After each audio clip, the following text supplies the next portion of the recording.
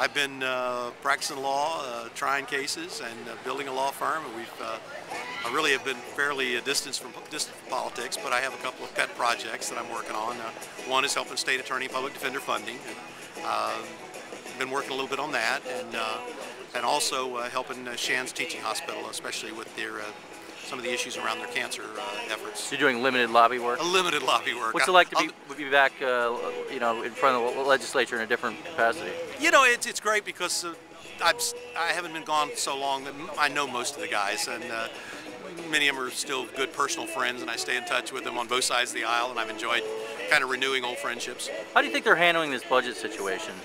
Well, it's an extraordinary, and certainly in my lifetime, it's an unprecedented circumstance. I think that they're doing the best they can. I think that they're going to have to look at both columns. They're going to have to look at spending cuts and revenue generation, and both of those things are tough things to do, but there's no simple answer to this. I mean, the Floridians are living in very tough circumstances right now. People have seen the values of their homes, the values of their retirements dramatically affected, and so to think that we're going to cure this problem solely out of revenue generation, that can't happen.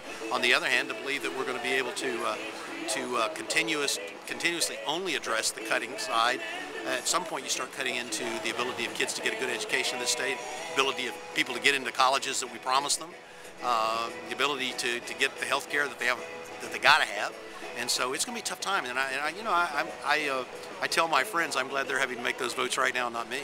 Politically, what's next for you? I mean, you're always talked about as a candidate for something. I mean, I think people think I'm unemployed, is what they're worried about. But no, I really haven't given it a lot of thought. I've told everybody no to everything they've come up with so far. I won't say that I will never get back in public life, but I will say that it's not what drives me every day. I've got 2 grandkids now, and that's suddenly.